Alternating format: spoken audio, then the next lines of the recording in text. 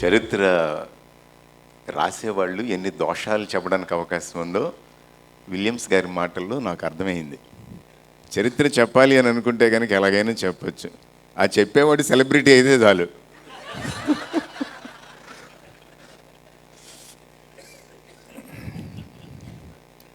కార్లో వస్తూ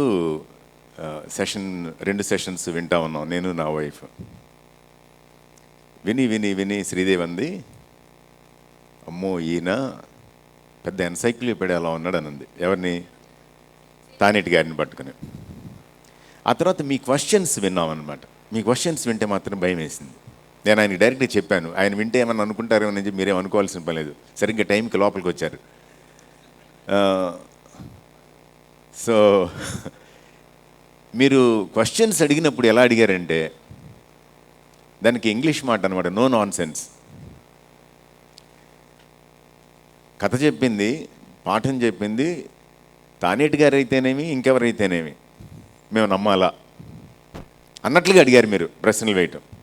నేను ఆయనకి చెప్పాను, నిజమండి చాలా బాగా అడిగారు, మంచి ప్రశ్నలు వేశారన్నారు ఆయన కూడా. సో అలాంటి పరిస్థితుల్లో నేను ఇక్కడ నిలబడితే నా పరిస్థితి ఎట్లా ఉంటుంది మీకు కనబడడం లేదు, నా వెనక షర్ట్ మొత్తం తడిచిపోయింది. అంత భయంతో వణకుతో నిలబడున్నాను నేను ఇక్కడ. ఏదో కాళ్ళు వణకకుండా ట్రై చేస్తున్నాను అనమాట, బలంగా గంభీరంగా ఉన్నట్టుగా. మా ఇంటి పేరు జంగం. మా నాన్న పుట్టి పెరిగింది చాలా చిన్న పల్లెటూరు. చిన్న పల్లెటూరు అంటే చాలా చిన్న పల్లెటూరు. గుడివాడ పక్కన కుగ్రామం అనమాట, అది రామన్నపూడి.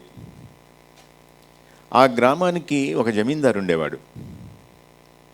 ఆయన ఇంటి పేరు లింగం. ఆయన పేరు వెంకట శివుడు. నా బ్యాక్గ్రౌండ్ ఏంటి?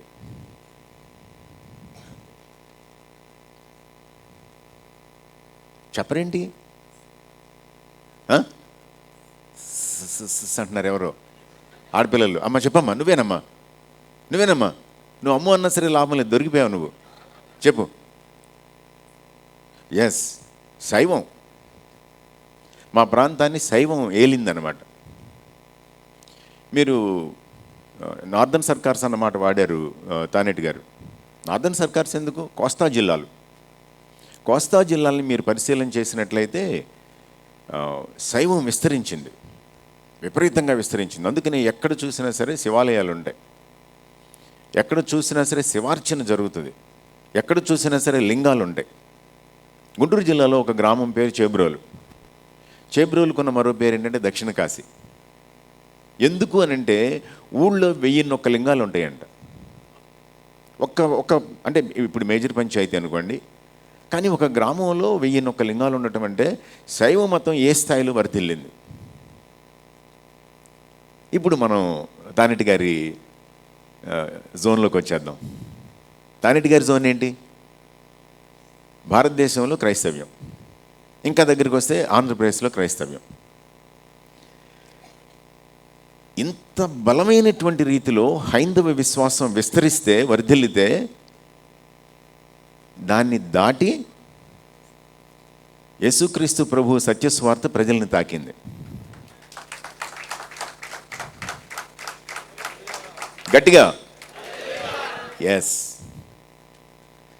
ఇది మనల్ని సెటిల్ చేయాలి. మనం ఎందుకు చదువుతున్నాం చరిత్ర అని అంటే కనుక మనకు అర్థం కావాలి. ఎందుకు చదువుతున్నాం చరిత్ర? ఉత్తినే కథ చెప్తే బాగుంది కదా అని చెప్పా. తానేటి గారు చెప్తుంటే కథ వినబుద్ధేస్తుంది, నెక్స్ట్ ఏం చెబుతారనిపిస్తుంది. ఆయన కూడా ఊరుచుకుంటూ చెప్తున్నారు, మీరు గమనించారో లేదో. వాక్యానికి మధ్యలో గ్యాప్ ఇచ్చుకుంటా. ఎవరైనా నిద్రపోయారని అడుగుతున్నారు అని అంటే ఏంటో తెలుసా అర్థం? నేను కథ చెప్పేటప్పుడు కూడా నిద్రపోయేవాడు ఉంటాడా అని చెప్పి, అదనమాట విషయం. మనకి కథల వలన ప్రయోజనం ఏంటి? ఈ కథల వలన ప్రయోజనం ఏంటి? నన్ను ఈ విధంగా ఈయన ఇరికిస్తాడని ఎక్స్పెక్ట్ చేయాలి, ఎవరు ఎడ్వర్డ్ ఇరికిస్తాడని చెప్పి.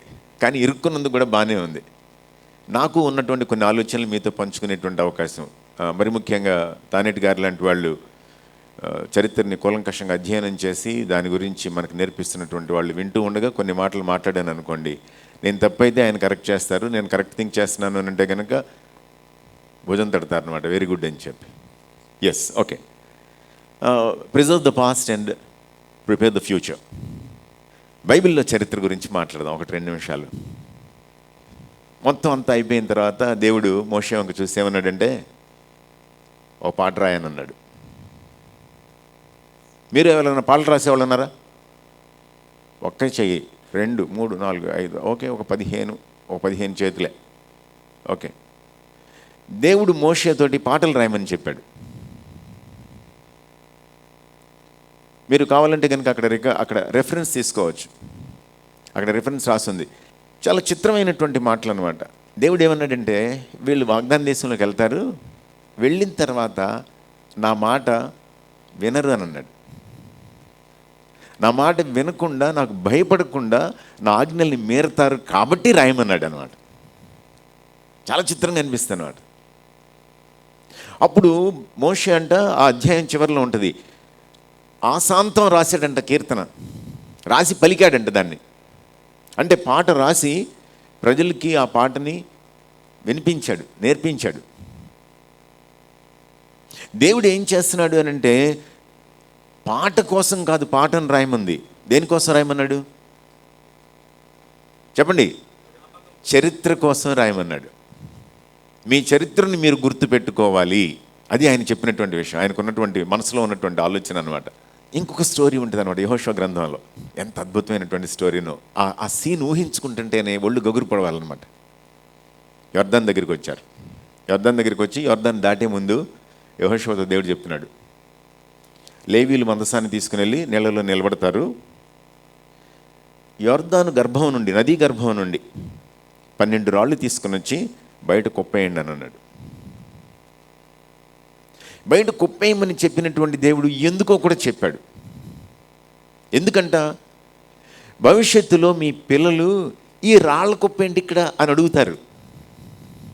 అడగకపోతే నువ్వు ఈ రాళ్ళ కుప్పను చూపించి చెప్పాలి వాళ్ళకి. మళ్ళీ దేని గురించి మాట్లాడుతున్నాడు దేవుడు? చరిత్ర గురించి మాట్లాడుతున్నాడు. చరిత్రకి ఆనవాళ్ళని మిగల్చమని అంటున్నాడు అనమాట దేవుడు. ప్రజలు గుర్తుపెట్టుకునే విధంగా ఆనవాళ్ళని రైజ్ చేయమని అంటున్నాడు దేవుడు. What a wonderful story. నాకు దేవుడి గురించి ఆలోచించుకుంటామంటే ఏంటి దేవుడు మనకి ఎంతోసేపు దేవుడు అంటే, ఎక్కడ దేవుడు అంటే నిర్గమకాండంలో దేవుడు. మనకి ఎక్కడ దేవుడు అంటే యోహాను సువార్త కానా పెండ్లి విందులో దేవుడు. మనకి కాంటెక్స్ట్ స్పెసిఫిక్ అనమాట. మనం అక్కడ కూర్చోబెడతాం. యేసుప్రభు ఎక్కడ ఉంటాడు? కానా పెండ్లి విందులో ఉంటాడు. మన పెళ్ళికి రాడు, ఆ పెండ్లి విందులోనే ఉంటాడు. మన థింకింగ్ అనమాట అది. ఎర్ర సముద్రాన్ని చీల్చిన దేవుడు అని అంటాం అనమాట. గోదావరిని ఆపిన దేవుడు అని అనం మనం. ఎందుకంటే మనం దేవుణ్ణి ఏం చేసామంటే, we limited God to our concept, our perception of history. మనకి చరిత్ర అర్థమైనటువంటి పద్ధతికి దేవుణ్ణి మనం నియంత్రించాం. We limited him. Entirety of God's character, his attributes మనం పట్టించాం, ఆలోచించాం. దేవుడు అపరిమితుడు, లిమిట్లెస్. ఇందాక తానటి గారితో మాట్లాడితే కూడా ఇదేనమాట. ఏం మాట్లాడుకున్నాము అని అంటే, ఎక్కడో వెలమలు 3 మగపిల్లల్ని తల్లి తీసుకుని వచ్చి కూర్చోబెడితే, అయ్యగారు వెలమలేని వాళ్ళు కూర్చోబెడితే 3 పీఠం ఎక్కించాడు దొరగారు. తల్లికి మాత్రం ఆ స్థానం ఇవ్వలేదు. నాకు అప్పుడు వచ్చిన ప్రశ్న అనమాట, ఈ ప్రాక్టీస్ వలన, ఇలా చేయటం వలన బైబిల్లో ఉన్నటువంటి డాక్ట్రిన్ పర్వర్ట్ అయింది కదా అని అన్నాను నేను, నాకు అర్థమైనటువంటి విధానంలో. చరిత్ర చాలా ఖచ్చితమైంది. చరిత్రకి మనుషులంటే గౌరవం ఉండదు. చరిత్ర నిష్పాక్షికమైంది. నేను కొన్ని ఫిలసాఫికల్ స్టేట్మెంట్స్ చేస్తున్నాను. ఆంధ్రప్రదేశ్లో యేసుక్రీస్తు ఎవరి దేవుడు? మన భాషలో మాట్లాడాలి మీరు.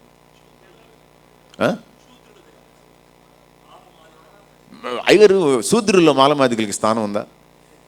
మాలమాదిగులు పంచములు, వర్ణ వ్యవస్థలో స్థానం లేదు వాళ్ళకి, 5వ వాళ్ళు. అంటరాని వాళ్ళు, వెలివేయబడిన వాళ్ళు, నిమ్న జాతులు, తక్కువ కులం, హరిజనులు, దళితులు, అస్పృశ్యులు. ఆంధ్రప్రదేశ్లో యేసుక్రీస్తు ఎవరంటే మాలమాదిగోళ్ళ దేవుడు. ఈ మధ్యలో నా స్టూడెంట్ ఒక అమ్మాయి యేసుప్రభు నమ్ముకుందనమాట. అంటే నమ్ముకుని ఒక 25 ఏళ్ళు అయింది. మనం అగ్రవర్ణంగా చెప్పుకునేటువంటి ఒక కులం నుంచి పుట్టిందన్నమాట అమ్మాయి. ఆ అమ్మాయి బంధువులందరూ అంటారంట, చిచ్చే మాలమాదిగోళ్ళ దేవుడిని దేవుడు అంటావేంటి, నువ్వు కూడా నీచమైపోయావు అని అంటారంట. బాధపడతా చెప్తుంది, నా కొడుక్కి పెళ్ళవుతుందో అవదో అనండి అని అంటుంది అనమాట. కేరళకి వెళ్తే దేవుడు ఎవరి దేవుడు? నాయర్లు, నాడారుల దేవుడు. అక్కడ అస్పృశ్యులు, దళితులకి స్థానం లేదు సంఘంలో. అక్కడ ఎవరి దేవుడు అంటే అగ్రవర్ణాల దేవుడు. నేను అందుకని ఏమంటున్నానంటే, చరిత్రకి మర్యాద ప్రదర్శించడం తెలియదు. ఉన్నది ఉన్నట్లుగా చూపిస్తుంది. ఉన్నది ఉన్నట్లుగా చూపిస్తుంది. దేవుడు ఏమంటున్నాడంటే, ఉన్నది ఉన్నట్లుగా రాయండి అని అన్నాడు, ఉన్నది ఉన్నట్టుగా పాడండి అని అన్నాడు. దేవుడు మంచి చరిత్రకారుడు. మనకు ఎక్కడ అర్థమైపోవాలి? అంటే మన అమ్మ నాన్న ఆదికాండం 3వ అధ్యాయంలో మనకు అర్థమైపోవాలి దేవుడు మంచి దేవుడా కాదా. 2వ రోజుకి దేవుడిని చీగొట్టారనే విషయం దేవుడు రికార్డ్ చేశాడు. దానిలో ఒక అన్న లేచి తమ్ముడిని చంపేసేసాడు, రాయి పెట్టుకొట్టు కర్ర పెట్టుకొట్టు చంపేశాడు అనేటువంటిది రికార్డ్ చేశాడు దేవుడు. Our God is the God of history. He doesn't mince words. నీళ్లు నవిలినట్లుగా మాట్లాడేటువంటి దేవుడు కాడు. అందుకనే ఏమంటాడు అనంటే, రైజ్ టెస్టిమనీ ఫార్ హిస్టరీ అని అంటాడు. నా గురించి ప్రజలకు అర్థం కావాలి, మీ తర్వాతి తరాలకు అర్థం కావాలి. ఇది మనం గట్టిగా స్వీకరించాల్సినటువంటి విషయం. ఇప్పుడు మనకి కావాల్సింది ఏంటంటే, మన దేవుడి గురించి మన తర్వాతి తరాలకి తెలియచెప్పేటువంటి ఆనవాళ్ళు మన చుట్టూ ఎక్కడైనా మనం రైజ్ చేస్తున్నామా, అది చేయటం లేదా? చేస్తున్నాం అంటున్నారు ఎవరో? చేస్తున్నారా? చేస్తున్న వాళ్ళు చేయొద్దండి. సరే, ఇప్పుడు ప్రశ్న కొంచెం క్వాలిటీ తగ్గించాను. ఏంటంటే ప్రశ్న, మన దేవుడు ఎవరు అనేటువంటిది మన తర్వాతి తరాలకు అర్థం కావడానికి మిగిలి ఉన్నటువంటి ఆనవాళ్ళని సంరక్షిస్తున్నావా? చేయొద్దండి గబగబా. ఇది ప్రాబ్లం మనకి. మన దేవుడు ఏమంటున్నాడు అని అంటే, ఆనవాళ్ళని తయారు చేయండి, సాక్ష్యార్థంగా నిలబెట్టండి, చూపించండి, చెప్పండి, అడిగితే చెప్పండి, అడగకపోతే అడిగేలా చేయండి. What a wonderful God, what a wonderful God. బైబిల్లో బైబిల్ సర్వేస్ ఉంటాయి. నేను బైబిల్ సర్వే టీచ్ చేస్తూ ఉంటాను అప్పుడప్పుడు. బైబిల్ సర్వే టీచ్ చేసేటప్పుడు నాకు అర్థమైంది ఏంటంటే, మనం బైబిల్ సర్వే అంటే ఏం చేస్తాం? పాత నిబంధనలో ఉన్నటువంటి పుస్తకాలు, కొత్త నిబంధనలో ఉన్నటువంటి పుస్తకాలు, 66 పుస్తకాలు కలిపి చదువుకుంటాం మనం. వాటికి ఏమేమిటి ఉన్నాయి, మేజర్ ఏరియాస్ ఏంటన్నది టచ్ చేయడానికి ట్రై చేస్తాం. బైబిల్లో కూడా బైబిల్ సర్వేలు ఉన్నాయి. బైబిల్లో బైబిల్ సర్వేలు ఉన్నాయంటే అర్థం ఏంటి అని అంటే, మీరు మోషే రాసినటువంటి ధర్మశాస్త్రాన్ని, పంచకాండాలని చేసినట్లయితే, మోషే టైమ్ అండ్ అగైన్ ఏం చేస్తాడనంటే, తన గద్దరెక్కల మీద మోసినవాడు ఆయనే అని చెప్తాడనమాట. దాసగృహమైన ఐగుప్తులో నుండి మిమ్మల్ని విమోచించిన వాడు ఆయనే అంటాడు. ఏం చేస్తున్నాడు మోషే? చరిత్రని వాళ్ళకి రిమైండ్ చేస్తున్నాడు. బైబిల్ సర్వే జరుగుతుంది, అప్పటి వరకు ఉన్నటువంటి చరిత్రని సర్వే చేస్తున్నాడు అనమాట. మీకు ఇంకొకటి మళ్ళీ చెప్తాను. మొత్తానికి 5 పుస్తకాలని ఏమంటాము అని అంటే, అదొక సంధి ఒప్పందం అనమాట, ఒప్పంద పత్రం. సుజరైనిటీ అగ్రిమెంట్ అని అంటాం, ట్రీటీ అగ్రిమెంట్ అని అంటాం అనమాట. That's a statement. ఆ స్టేట్మెంట్కి ఉండేటువంటి విధానం ఏంటంటే, మన రాజ్యాంగానికి ఉన్నట్టు ఒక ముందు మాట ఉంటుంది అనమాట. ఆది యందు దేవుడు భూమి ఆకాశములను సృజించాను, ఒక ముందు మాట ఉంటుంది అనమాట. ఆ తర్వాత చరిత్ర చెప్తారనమాట. పీఠిక తర్వాత బ్యాక్గ్రౌండ్ చెప్తారు. ఏంటి బ్యాక్గ్రౌండ్ అంటే, ఇదిగో అబ్రహాం తీసుకున్నాడు, ఆ తర్వాత యాకోబు వరకు వచ్చాడు, ఆ తర్వాత ఐగుప్తు వెళ్ళాడు, ఐగుప్తులోని విమోచించిన తర్వాత బయటికి తీసుకొచ్చాడు. ఆ బయటికి తీసుకొచ్చిన తర్వాత ఏంటంటే, అది బ్యాక్గ్రౌండ్ తర్వాత వచ్చేది రాజ్యాంగం. ఏంటి రాజ్యాంగం? అరే అబ్బాయిలు, మనిద్దరమే ఒక ఒప్పందానికి వస్తున్నాం. విమోచించింది నేను, విమోచించబడింది మీరు. చరిత్ర ఎప్పుడూ కూడా ఏంటి అనంటే, దేవుడి నుండి మనకి ఇవ్వబడినటువంటి నిబంధనకి బ్యాక్గ్రౌండ్. ఇవాల్టికి కూడానమాట. ఒకరోజు శాంతకుమారి గారు మొన్న క్రిస్మస్ సీజన్లో నేటివిటీ ఇష్యూస్ అన్నీ మాట్లాడుతూ ఉన్నారు. యేసుక్రీస్తు జన్మ వృత్తాంతానికి సంబంధించినటువంటి ఇష్యూస్ అన్నీ మాట్లాడుతూ ఉన్నారన్నమాట. ఒకదాని తర్వాత ఒకటిగా నాలుగు సార్లు మాట్లాడుతూ ఆమె ఏమంటారు అని అంటే, యేసుక్రీస్తు ప్రభు మెస్సియగా బయటికి రావడం కోసం ఆయన వెనుకున్నటువంటి లీనియేజ్ వంశావళి అంతా కాపాడబడింది, ప్రొటెక్ట్ చేసుకుంటూ రాబడింది. మీకు బాగా తెలిసిన విషయం ఎక్కడానంటే, ఎలిమెలుకున్నటువంటి 2 కొడుకులు చచ్చిపోవటం ఒకటనమాట. తర్వాత ఎస్తేరు కాలంలో యూదులందరూ నాశనం చేయబోయే రోజు రావటం. ఆ తర్వాత హేరోదు కాలంలో 2 ఏళ్ల వయసు కంటే చిన్నోళ్ళందరూ కూడా నాశనం అయిపోవటం.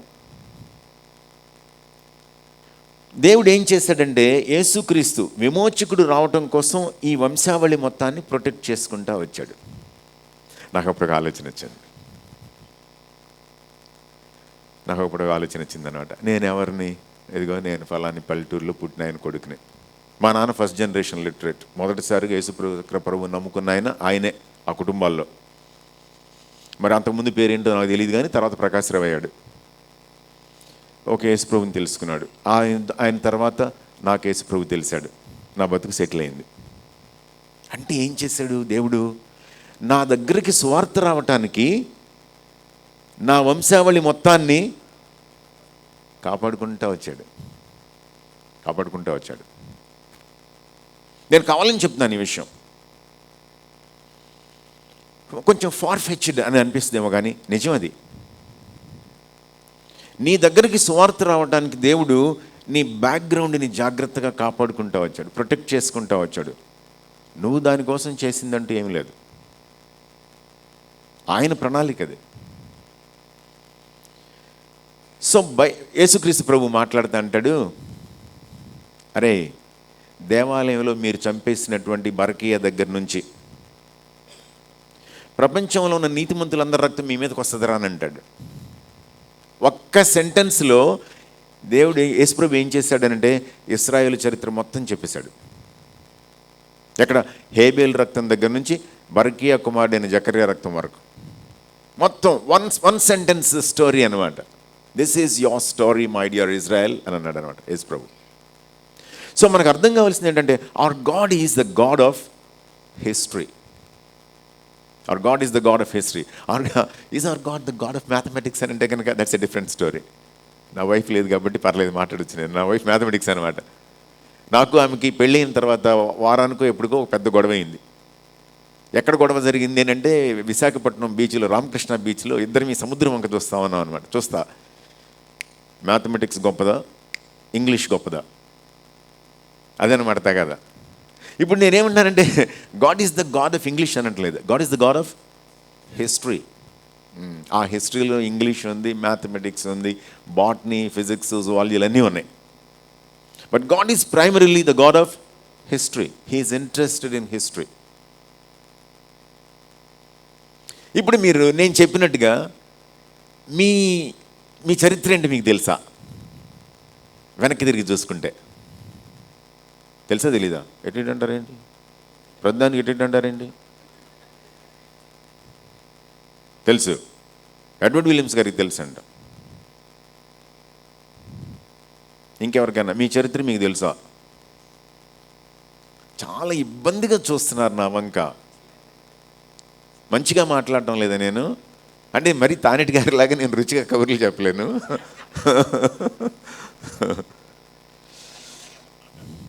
అదే కదా సమస్య.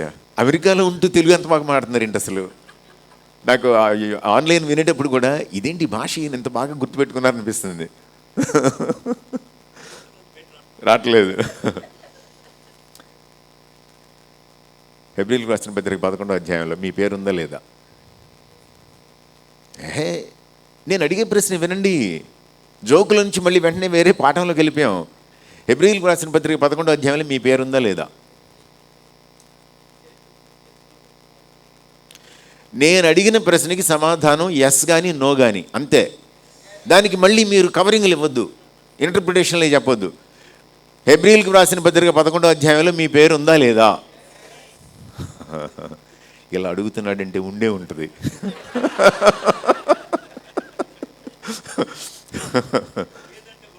గొడవ అవుతుంది. విశ్వాస జీవితానికి కన్ఫ్యూషన్ ముందు. ఇంత గొప్ప సాక్షి సమూహము మనలను మేఘం వలె ఆవరించి ఉన్నందున మనము కూడా we are there. Our God is the God of history. Our God is the God of the present. Our God is the God of our future. అందుకని అంటుంది, దేవుణ్ణి బైబిల్లో ఉన్న కథలకు నియంత్రించొద్దు. Look at the big picture. ఆయన గొప్పదనం అనమాట, ఆయన గ్రాండియర్, మ్యాగ్నిఫిసెన్స్ చూసుకోవాలి, మనం అర్థం చేసుకోవాలి. ఓకే, సో మౌలికంగా ప్రాథమికమైనటువంటి చరిత్రకారుడు ఎవరు అని అంటే దేవుడు. తర్వాత దేవుని చేత పిలువబడినటువంటి వాళ్ళు కూడా చరిత్రకారులే.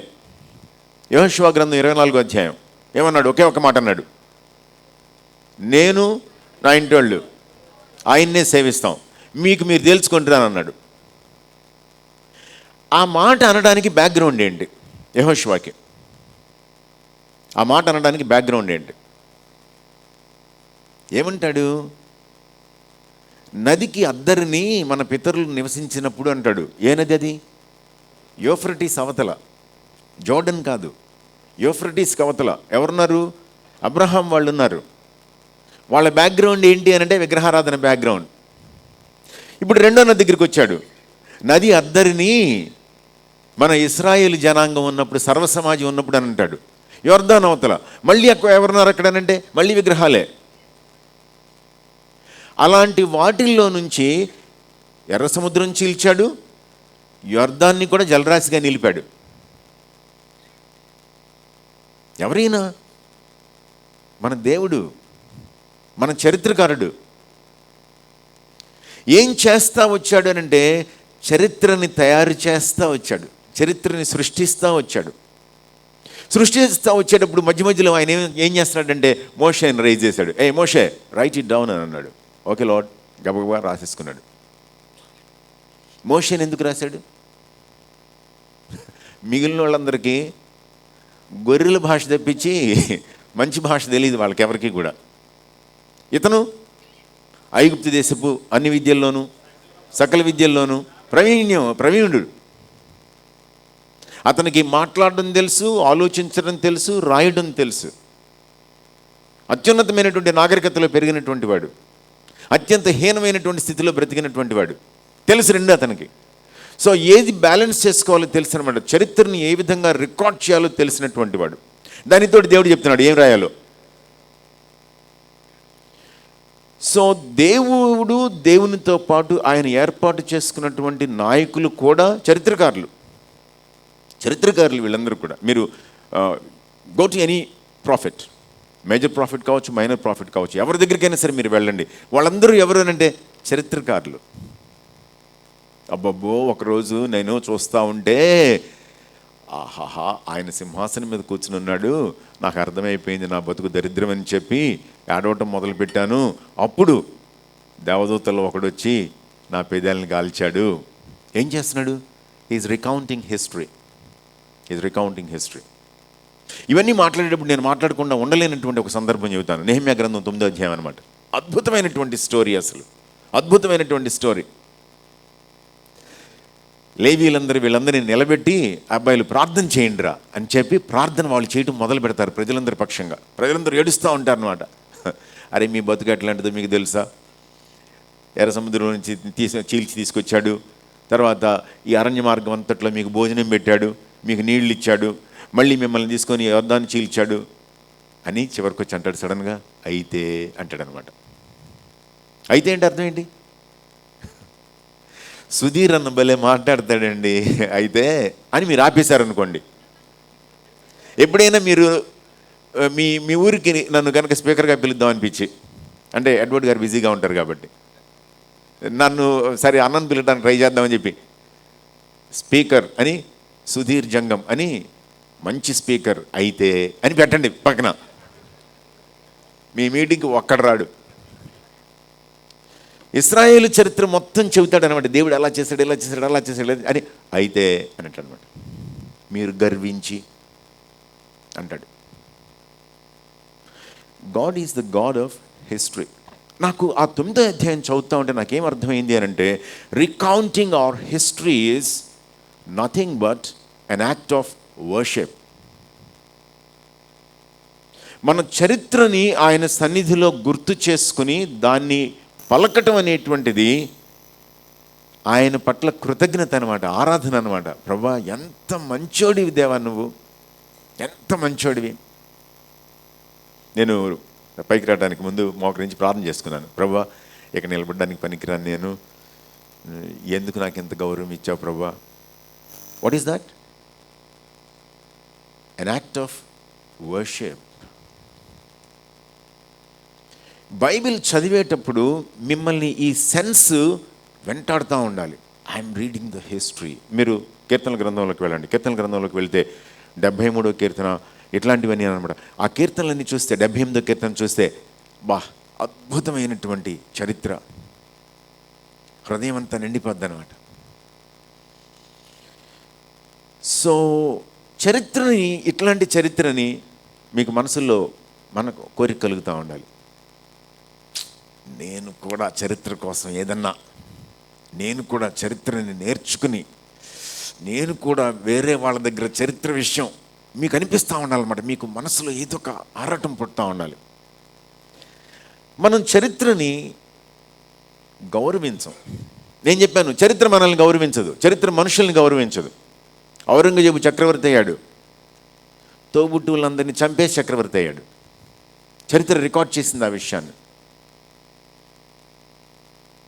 మరి మనం చరిత్రను ఎట్లా చూస్తాం? మనం చరిత్రను ఎట్లా చూస్తామనంటే వి అబ్యూజ్ హిస్టరీ. మనం గౌరవించం చరిత్రని, అగౌరవంగా ట్రీట్ చేస్తాం. ఎందుకు ఈ మాట అంటున్నాను నేను? మన దృష్టిలో చరిత్ర అనగానే ఏంటి అనంటే గొప్ప గొప్ప కట్టడాలు కనబడతాయి అన్నమాట. మనకి అద్భుతమైనటువంటి కట్టడాలు కనబడతాయి, లేదా అద్భుతమైనటువంటి కట్టడాలను తయారు చేసుకుంటాం మనం. ఎందుకు అనంటే ఇక్కడ థియలాజికల్ ఇష్యూ అనమాట ఇది. మానవుడు దేనికోసం చేయబడ్డాడు? అసలు దేవుణ్ణి ఆరాధించడానికి చేయబడ్డాడు. ఎక్సలెంట్ ఆన్సర్ చెప్పారు. ఇప్పుడు నేను ఇంకో మాట చెప్తాను. మానవుడు దేనికోసం చేయబడ్డాడు? దేవుడు అనే మాట తీసేయండి, ఆరాధించడానికి చేయబడ్డాడు. దేవుడేమంటాడంటే, అరే నువ్వు నన్ను ఆరాధిస్తే నీకు బాగుంటుంది అని అంటాడు. నేనేమంటానంటే, బావయ్యా అని అంటాను. నువ్వేనండి ఆరాధ్యానికి అర్హుడివి, చాలా ఉన్నాయి జీవితంలో అని అంటాను నేను. ఒకరోజు ఒక క్యాంపులో, ఒక వారం పాటు జరిగే క్యాంపులో మాట్లాడుతూ ఉన్నాను అనమాట. మార్నింగ్ డాక్టర్స్ ఏదో తీసుకుంటా ఉన్నాను. ఒక కుర్రాడు నా దగ్గరికి వచ్చాడు, యంగ్ పాస్టర్ అనమాట. నా దగ్గరికి వచ్చాడు, వచ్చి ఏంటి వీళ్ళందరికీ నువ్వేమైనా దేవుడువా అని అన్నాడు. నేను చూశాను, వాడి కాన్సెప్ట్ నాకు అర్థమైపోయింది. అందరూ నాతో కూర్చొని మాట్లాడుతున్నారు, ఏదో గ్రూప్ అయినా నాతో మాట్లాడడానికి వెయిట్ చేస్తున్నారు. ఆ కబుర్లు ఈ కబుర్లు అన్నీ నడుస్తూ ఉంటే వీడికి డౌట్ వచ్చింది. వీళ్ళందరి ఫోకస్ వీడి మీదే ఉంది కాబట్టి వీడేమైనా దేవుడైపోతున్నాడా వీళ్ళకి అని భయపడిపోయాడు అనమాట. అంతేం లేదని చెప్పాను నేను. దేని గురించి మాట్లాడుతున్నాను నేను? I'm talking about human heart. Our heart is a factory of idols. మనం విగ్రహాలని తయారు చేస్తుంది మన హృదయం. ఏదో ఒక విగ్రహం కావాలి, దేవుడు కాంది ఏదో ఒక దాన్ని మనం ఆరాధించడానికి అలవాటు పడతాం అనమాట, వెతుక్కుంటూ ఉంటాము. చాలాసార్లు మనకి మనమే విగ్రహం. నేను ఈ మాట అంటున్నందుకు ఏమీ సంకోచించను. మనకి మనమే విగ్రహం. చాలాసార్లు మనకి ఏంటి అనంటే మాన్యుమెంట్స్ కావాలి. 125 అడుగుల విగ్రహం పెట్టారు హైదరాబాద్లో, వెంటనే విజయవాడలో 127 అడుగుల విగ్రహం. ఇంకొక ఊరు వెళ్తే 300 అడుగుల విగ్రహం. ఆ వల్లభాయ్ పటేల్ విగ్రహం దగ్గరికి వెళ్తే ఆసియాలో అలాంటి విగ్రహం లేదు. వి ఐడలైజ్ పీపుల్, వి ఐడలైజ్. మనుషుల్ని మనం ఏం చేస్తామనంటే ప్రతిమలుగా చేస్తాం అనమాట, విగ్రహాలను తయారు చేసుకుంటాం మనం. చరిత్ర విషయం నేను మాట్లాడుతూ ఉన్నాను, చరిత్ర విషయం మాట్లాడుతున్నాను. ఇందాక తానేటి గారితో మాట్లాడుతూ కూడా అనమాట. చాలా షార్ట్ టైంలో చాలా చాలా విషయాలు మాట్లాడాము. ఆయన విలియం కేరీ గారేమీ కాదులే అని అంటే, మొదటగా బైబిల్ని ట్రాన్స్లేట్ చేసింది బెంజమిన్ షుల్జ్ అని చెప్తా ఉంటే ఎక్కడో నొప్పి, బాధ, చాలా కష్టం. ఏంటి బాధ కష్టం? మనం చిన్నప్పటి నుంచి నమ్మింది కేరీ గారు అని చెప్పి. ఇప్పుడు కొత్తగా ఎవరో వచ్చి కేరీ గారు కాదులేమయ్యా అని అంటే ఏదో తప్పు చెప్తున్నాడు, ఈయనకి వేరే ఏదో ఎజెండా ఉండుండొచ్చు బహుశా. మనం చిన్నప్పటి నుంచి నేర్చుకుంది కేరీ గారేగా, మన మైండ్ అక్కడ ఆగిపోయి ఉంటుంది అన్నమాట. సో మనం కేరీ గారికి ఏం చేస్తామంటే వి రైజ్ మాన్యుమెంట్స్. వాళ్ళని మనం గన్లు, కేరీ గారు తక్కువడంటే తక్కువడేం కాదు, కానీ మన చరిత్రకి మనం ఏమైపోయామంటే లిమిటెడ్ అయిపోయామన్నమాట. మనకి నేర్పించబడింది. ఇంకొకటి ఏం చేస్తామంటే మనం పిలిగ్రిమ్ సెంటర్స్ తయారు చేసుకుంటాం. ఎడ్వర్డ్ గారు మాట్లాడుతా అది మోడర్న్ డే జెరూసలేం లాంటిది అని అంటారు అన్నమాట. ముదిగుబ్బ సంగతి చెప్తానమాట. మోడర్న్ డే జెరూసలేం లాంటిది. వెంటనే ఎవరో ఒకరికి కోరిక, వెళ్ళి చూసి రావాలి ఏమైనా సరే. ప్రస్తుతం ఆంధ్రప్రదేశ్లో నడుస్తున్నటువంటి మంచి వ్యాపారాల్లో ఒకటి ఏంటి చెప్పండి? ఇజ్రాయెల్ యాత్రలు. నువ్వు ఒక 30 మంది టీంని తయారు చేసుకుంటే 2 టికెట్లు ఫ్రీగా వచ్చేస్తాయి నీకు. అదొక పెద్ద పెద్ద బిజినెస్ అయిపోయింది ప్రస్తుతం. మనం యాత్రాస్థలాలను తయారు చేస్తూ ఉంటాం. యాత్రాస్థలాలని కారుణ్య ఇన్స్టిట్యూట్లో ఎందుకు చదివిస్తారు పిల్లల్ని? డీజేఎస్ దినకరన్ గారి సమాధి ఉంది అక్కడ.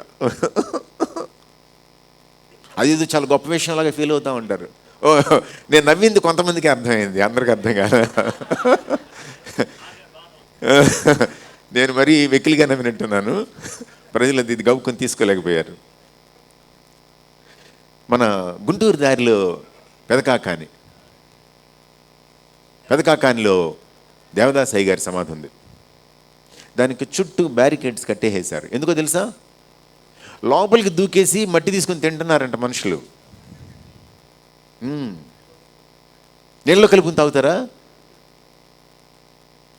చరిత్రని అగౌరవపరచటం, అమర్యాదగా ట్రీట్ చేయటం, చరిత్ర పట్ల గౌరవం లేకపోవటం. ఎందుకు గౌరవం లేకుండా పోతుంది అనంటే ఆ చరిత్రకి కారకుడైనటువంటి దేవుడి పట్ల గౌరవం లేదు మనకి. మనం దేవుణ్ణి గమనించటం లేదు. Behind this history God is in command, God is sovereign. అది మనకు అర్థం కావటం లేదనమాట. చరిత్రని మనం నెగ్లెక్ట్ కూడా చేస్తాం, పట్టించుకోం. పర్లేదులే అని అంటాం అనమాట. పర్లేదులే అని అంటాం. ఆంధ్రప్రదేశ్లో నేను కాలేజ్ స్టూడెంట్గా ఉన్నటువంటి రోజుల్లో, ఏసీ కాలేజ్ స్టూడెంట్ నేను, 80-83 మధ్యలో డిగ్రీ చదువుకున్నాను అక్కడ. నాకు కొత్తగా లూథరన్ చర్చ్ పరిచయం అనమాట. అయితే పండిపోయినటువంటి లూథరన్ స్టూడెంట్స్ ఉండేవాళ్ళు. వాళ్ళు చెప్తా ఉండేవాళ్ళు అనమాట, అరే ఆంధ్రప్రదేశ్లో 2 గవర్నమెంట్లు, ఒకటి మన స్టేట్ గవర్నమెంట్, 2 ఏఎల్సి గవర్నమెంట్ అని చెప్పేవాళ్ళు. నిజంగానే నాకు అప్పట్లో అర్థమయ్యేది కాదు.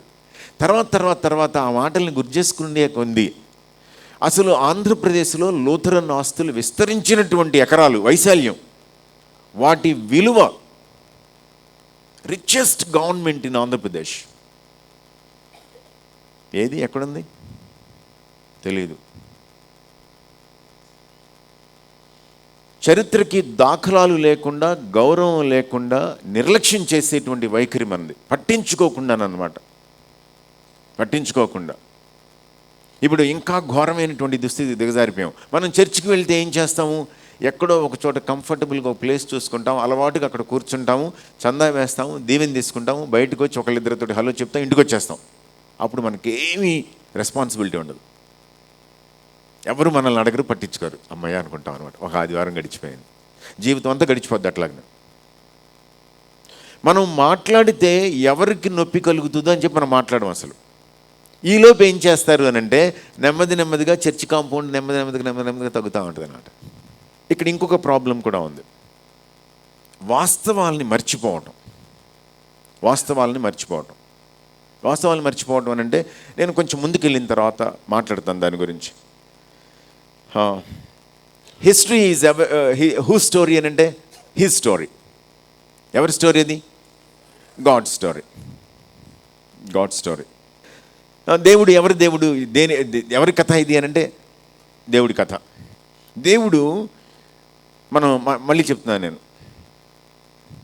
నిర్గమకాండంలో దేవుడు, యెహోషువ గ్రంథంలో దేవుడు, రాజుల కాలంలో దేవుడు, రిఫర్మేషన్ యుగంలో దేవుడు. అవునా కదా? రిఫర్మేషన్ యుగం అంటే మీరు చెప్పండి, సంఘ సంస్కరణ ఎవరి దగ్గర జరిగింది, ఎవరి వలన జరిగింది? చూసారా, అసలు బ్యూటిఫుల్. చప్పట్లు కొట్టండి ఒకసారి. ఓకే. సంఘ సంస్కరణ ఎవరితో, సంఘ సంస్కరణ దిద్దుబాటు, మత దిద్దుబాటు ఎవరితో మొదలైంది అని అంటే కనుక మార్టిన్ లూథర్ అనుకున్నారు అన్నమాట. అంతకుముందున్న వాళ్ళు ఎవరు మనకు తెలియదు ఇంకేం. ఎందుకోసం? మన మైండ్ వచ్చి లూథర్ గారి దగ్గర ఆగిపోయింది. లూథర్ గారి దగ్గర ఆగిపోయింది. నేను మీకు ఇంకో ఘోరమైన విషయం చెప్తాను. నేను ప్రో ఇంగ్లీష్ అనమాట. ఎంతసేపు నా మైండ్ ప్రో ఇంగ్లీష్ అని అంటే అర్థం ఏంటంటే ప్రో ఇంగ్లాండ్ అనమాట. ప్రపంచంలో ఏది జరిగినా ఇంగ్లాండ్ నుంచే జరిగిందని నమ్మేవాడిని నేను. లూథర్ గారు ఇంగ్లాండ్లో కాదు జర్మనీలో పుట్టారనంటే నాకు అస్సలు ససేమిరా నచ్చలేదు. ఈ పుస్తకం రాసినవాడు ఎవడో తప్పు రాశాడు అనుకునేవాడిని నేను. నాకు అర్థం కాలేదు, నేను అంగీకరించలేకపోయాను దాన్ని. అంటే my mind was so tune to England. I could not accept Germany's place in history. అస్సలు నచ్చలేదు నాకు. దానికి తోడు నాకు ఎవరు గుర్తొస్తారు అని అంటే మన ఫ్రెండ్ హిట్లర్ గుర్తొస్తాడు అనమాట. ఆయన గుర్తొస్తాడు. ఆయన వాడు పుట్టిన దేశంలో పుట్టాడా లూథరు అనిపిస్తాను అనమాట నాకు. నా మైండ్ ఎంత సంకుచితం అర్థమవుతుందా మీకు? అంటే నేను ఒక్కడే, మీరు కాదా? మీదే అదే థింకింగ్. మీరు బయటపడట్లా, నేను బయటపడుతున్నాను అంతే. అంటే ఇప్పుడు నేను బయటపడినా సరే నా గురించి ఎవరు నవ్వినా నాకేం పెద్ద నష్టం లేదు. ఎందుకంటే నన్ను చూసి నేనే నవ్వేసుకున్నాను, అయిపోయింది పూర్తిగా. రిఫర్మేషన్ ఎలా వచ్చింది చదివితే భలే బాగుంటుంది స్టోరీ. చాలా బాగుంటుంది, చాలా అంటే చాలా బాగుంటుంది. జాన్ హూస్ అంటారా, హస్ అంటారా? జాన్ హస్ స్టోరీ చదివితే ఎంత బాగుంటుంది స్టోరీ అసలు. వీళ్ళందరి కథలు చదువుతూ ఉంటే దేవుడు సంఘాన్ని ప్రొటెక్ట్ చేసుకుంటూ వచ్చాడు, కాపాడుకుంటూ వచ్చాడు. సత్యానికి స్తంభంగా నిలబెట్టినటువంటి సంఘం అటు ఇటు జరిగిపోకుండా దేవుడు నిలబెట్టాడు. సంఘం తప్పులు చేయలేదా? చేసింది. ఆ తప్పులు రికార్డ్ అవ్వలేదా? అయినాయి. దేవుని మంచితనం. మనం దేవుడు మానవ చరిత్రలో ఎలా ఇంటర్ఫియర్ అవుతున్నాడు, ఎలా ఇన్వాల్వ్ అయి ఉన్నాడు మనం చదువుకోవాలి. చదువుకునే కొద్దీ మనకి దానిలో అర్థమవుతూ ఉంటుంది అన్నమాట విషయం. ఈ మధ్యకాలంలో అంటే ఒక 50 ఏళ్ళ క్రితం లిబరేషన్ థియాలజీ పుట్టుకొచ్చింది. లిబరేషన్ థియాలజీ అంటే అర్థం ఏంటి అని అంటే దేవుడు తన లీడర్స్ని పంపించి తన ప్రజలను ఎలా విమోచించాడు. నిర్గమకాండంలో ఉన్నటువంటి మోడల్ అన్నమాట. సో దక్షిణ అమెరికాలో కానీ లేకపోతే ఆఫ్రికాలో కానీ ఆయా దేశాల్లో అణగారిపోతున్నటువంటి వర్గాలు ఎదురు తిరిగి, అంటే క్రైస్తవులే ఎదురు తిరిగి ప్రభుత్వాన్ని ప్రశ్నించడం, ప్రభుత్వానికి వ్యతిరేకంగా దాడులు చేయడం లిబరేషన్ థియాలజీ. దానికి బైబిల్నే వాడుకున్నారు వాళ్ళు. ఇండియాలో కూడా ఒక స్టేట్ ఉంది త్రిపుర అని చెప్పి. త్రిపుర అనే స్టేట్లో త్రిపుర లిబరేషన్ ఫ్రంట్ ఒక 40 ఏళ్ళు 50 ఏళ్ళ చరిత్ర ఉన్నటువంటి ఆర్గనైజేషన్ అనమాట. గెరిల్లా వార్ఫేర్ చేస్తారు వాళ్ళు. ఎక్కడుండేవాళ్ళు అంటే కొండల మీద, చెట్ల మీద నివాసం ఉండేవాళ్ళు. వాళ్ళ టాప్ లీడర్ని కలిశాను నేను ఒకసారి, నాకు కుదిరింది అనమాట కలవటానికి. ఆయన మనలాగా యేసుక్రీస్తు ప్రభువుని రక్షకుని అంగీకరించిన వ్యక్తి. మంచి వయసులో ఉండగా అంగీకరించాడు, యంగ్ మ్యాన్గా ఉండగా అంగీకరించాడు. ఆయన చెప్తున్నాడు అనమాట, new testament in one hand, A gun in another అని అన్నాడు అనమాట. ఒక చేతిలో గన్ పట్టుకునే వాళ్ళు అంటే, ఇంకో చేతిలో బైబిల్ పట్టుకునే వాళ్ళు అంటే, రెండూ ఉండే అంటే వాళ్ళ చేతుల్లో. రాజ్యానికి వ్యతిరేకంగా పోరాటం చేయడం దేనిని బట్టి అనంటే బైబిల్ని బట్టి, దేనితో అనంటే గన్ తోటి.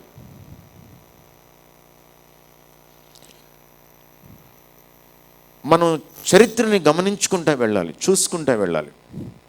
ఎంతవరకు దేవుడు, ఎంతవరకు మనిషి అనేది మనకు అర్థం కావాలి. ఎంతవరకు దేవుడు, ఎంతవరకు మనిషి. నేను 2 మాటలు కావాలని చెప్పెట్టాను. చరిత్ర మానవుడి చరిత్ర అయితే కనుక 2 విషయాలు, దేవునికి ఒబీడియంట్గా ఉన్నది, దేవుడికి డిసొబీడియంట్గా ఉన్నది. అంత తప్పించి వేరేం లేదు ఇంకేనా. గాడ్స్ ఇన్వాల్వ్మెంట్, ఇంటర్ఫియరెన్స్ విషయంలో గాడ్స్ ఫెయిత్ఫుల్నెస్. దేవుడు ఎంత నమ్మదగిన దేవుడు, విశ్వాస్యత కలిగినటువంటి దేవుడు. మనిషి ఏ విధంగా ఫ్లక్చుయేట్ అయిపోతూ ఉంటాడు. హ్యూమన్ హిస్టరీలో ఉన్నటువంటి మానవుని రోల్ అంతా కూడా ఈ రెండింటి మధ్యనే ఆసిలేట్ అవుతూ ఉండటం అనమాట. తర్వాత చర్చ్ హిస్టరీ. చర్చి ఎప్పుడైనా సరే సంఘ చరిత్ర గమనించినట్లయితే చర్చి ఎప్పుడైనా తప్పులు చేసిందా?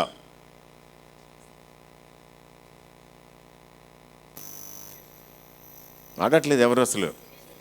చర్చి తప్పు చేయటం ఏంటి అసలు అన్నట్లుగా చూస్తున్నారు. మీరే కాదు, నేను కూడా అనుకునేవాడు అనమాట. చర్చి తప్పు చేయటం ఏంటి? Church clean, church holy, church redeemed, church అసలు తప్పులు చేయడానికి వీల్లేదు. నాతో ఎంతమంది ఏకీభవిస్తారు? మీ డౌట్ ఏంటంటే ఈడు అటు మాట్లాడుతున్నాడు, ఇటు మాట్లాడుతున్నాడు, ఏది మాట్లాడితే ఏమవుద్దు అన్నట్టుగా చూస్తున్నారు తప్పించి మీరు అసలు స్టాండ్ తీసుకోవట్లేదు. సంఘ చరిత్రలో తప్పులు చేసిందా చేయలేదా? చేసింది. సంఘం ఎందుకు తప్పులు చేసింది? సంఘం అంటే ఎవరు? మనమే. మనమంటే ఎవరు? మనుషులు అనమాట. మనుషులు కాబట్టి తప్పులు చేయకుండా ఎందుకుంటారు? కొట్టుకుపోయారనమాట. దేవుణ్ణి పక్కన పెట్టేసి లీడర్స్ని ముందు పెట్టుకున్నారు. లీడర్స్ ఏది చెప్తే దాని ప్రకారం చేసేశారు. నానా రకాల దరిద్రమైనటువంటి విషయాలని చేశారు సంఘ చరిత్రలో. మనం చర్చ్ హిస్టరీ చదువుకోవాలి, జాగ్రత్తగా చదువుకోవాలి. 5 Minute చర్చ్ హిస్టోరియన్ అని చెప్పి ఒక బుక్ ఉంది. నావ్ ప్రెస్ వాళ్ళు పబ్లిష్ చేసిన బుక్ అనమాట. 5 Minute చర్చ్ హిస్టోరియన్ అని చెప్పి అసలు ఒక పేజే ఉంటుంది అనమాట. ఒక పర్సన్ స్టోరీ అనమాట. అది బ్యూటిఫుల్ స్టోరీ. మీరు వీలుంటే కనుక ఆ పుస్తకాన్ని కొనుక్కోండి. దొరుకుతుంది, అమెజాన్లో కూడా దొరుకుతుంది. లేకపోతే సెకండ్స్ కాపీ ఎక్కడైనా దొరికినా సరే కొనుక్కోవచ్చు. మీరు ఈవినింగ్ మీ ఫ్యామిలీ ప్రేయర్లో రోజు ఒక పేజ్ చదివి మీ పిల్లలకి చెప్పొచ్చు, మీరు కూడా నేర్చుకోవచ్చు. Wonderful book. ఒక పేజ్ ఏముంటుంది, ఇంకేముండదు, అంతకుమించి ఉండదు. కానీ తొలి సంఘం అనమాట, ఆదిమ సంఘం నుంచి 20th century వరకు ఉన్నటువంటి చర్చ్ లీడర్స్ అందరినీ కూడా, ఎమినెంట్ పీపుల్ అందరినీ కూడా టచ్ చేసుకుంటూ తీసుకొచ్చాడు. బ్యూటిఫుల్గా రాశాడు బుక్. మీరు చాలా బాగుంటుంది, బాగా చదువుకోవచ్చు మీరు దాన్ని. ఎస్, చెప్పానుగా, 5 Minute church historian, now press. Story of the society, story of the society. నిర్గమకాండం ఎవరి చరిత్ర? మళ్ళీ చెప్పాలి, ఎవరి చరిత్ర? ఐగుప్తు చరిత్ర. ఇశ్రాయేల్ ఎవరి చరిత్ర అంటే ఇశ్రాయేలీల చరిత్ర కరెక్టే. ఎక్కడ మొదలైంది? ఐగుప్తులో మొదలైంది. ఐగుప్తులో వాళ్ళకు ఉన్నటువంటి కష్టం, అక్కడ ఉన్నటువంటి కాలమాన పరిస్థితులు, అక్కడ ఉన్నటువంటి నాయకులు, అక్కడ ఉన్నటువంటి విగ్రహారాధన, అక్కడ ఉన్నటువంటి పెత్తనం, ప్రభుత్వం, అక్కడ ఉన్నటువంటి నాగరికత, అక్కడ ఉన్నటువంటి పై స్థాయి. అసలు బుద్ధున్నవాడు ఎవడైనా సరే ఒక విదేశీయుడిని, ఒక బానిస పిల్లాడిని తీసుకొని వచ్చి ప్రధానమంత్రిని చేసుకుంటాడా? చేసుకున్నారు వాళ్ళు. అంటే ఎంత ఇంక్లూజివ్ సొసైటీనో చూసుకోండి. మనం చరిత్రని గమనించుకునేటప్పుడు ఇట్లాంటివి ఆలోచించాలి. ఎలా కుదిరింది ఇది, ఎలా కుదిరింది ఇది? పార్ట్నర్షిప్ మాట్లాడుతున్నాను. చరిత్ర ఇద్దరు రాస్తారు. అక్కడ లేదు ఆన్సర్, ఇంకా అక్కడికి రాలా. నా వంక చూస్తూ గబుక్కన ఒక కన్ను అట్లా వేసాడు అనమాట. దొరికిపోద్ది అక్కడ ఆన్సర్ అని చెప్పి, దొరకదు. ఎవరిద్దరు రాస్తారు? God and man. సూపర్. ఎవరైనా చప్పట్లు, తాలియా బజావ్. చిచ్చి, వేరే ఆయనకి అమ్మాయిని చప్పట్లు కొట్టడం ఏంటి అన్నట్టుగా కొడుతున్నారు మీరు. చూసారా, మానవ హృదయం తట్టుకోలేదు పక్కన వాళ్ళకి మనం చప్పట్లు కొట్టడం ఏంటని చెప్పి. ఎంతసేపు ఇదే దిగులు వేదన అన్నమాట.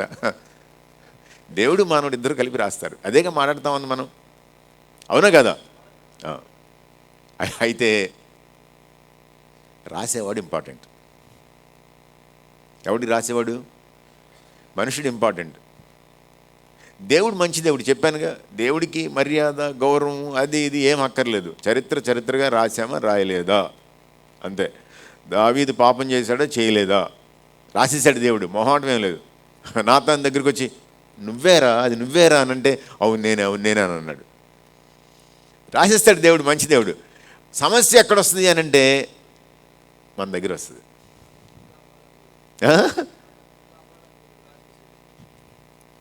ఇంత బాగా ఇశ్రాయేలు మధుర గాయకుడిని నేను, గజిల్స్ రాశాను ఆయన మీద, అసలు నేను రాయని పొయిట్రీ లేదు, ఈ ఒక్కటి కవర్ చేయొచ్చు కదా. పార్ట్నర్షిప్లో 3 విషయాలు అన్నమాట నాకు ఆలోచిస్తూ ఉన్నానన్నమాట. రాయడానికి ముందు ఒకటి ఉంది. ఏముంది అనంటే హిస్టరీ మేకింగ్, చరిత్రని సృష్టించటం. ఎక్కడో ఉద్ధంపూర్ జైల్లో ఉన్నాడంట Jawaharlal Nehru, pre independence era. Wife ఏమో కమలా ఎక్కడో స్విట్జర్లాండ్లో హాస్పిటల్లో ఉంది. కూతురు ఇందిరాగాంధీ అనమాట. అప్పటికి ఇందిరాగాంధీ కాదు, ఇందిరా ప్రియదర్శిని, చిన్నపిల్ల ఒక్కతే ఉండేదన్నమాట. సో వాళ్ళ నాన్న రెగ్యులర్గా లెటర్స్ రాసేవాడంట. లెటర్స్ రాస్తూ అలా రాసినటువంటి మాటల్లో ఒక మాట ఏంటి అనంటే, some people read history, some people make history అని అన్నాడంట. సృష్టిస్తారు. ప్రజలు కొంతమంది చరిత్రను చదువుతారు, ఎందుకంటే కథలాగా ఉంటుంది, బాగుంటుంది వినడానికి. కానీ ఆ కొంతమంది మాత్రం చరిత్రని సృష్టిస్తారు అన్నాడంట. ఆమె ఏమనుకుంది అనంటే, I want to be in the second category అనుకుంది.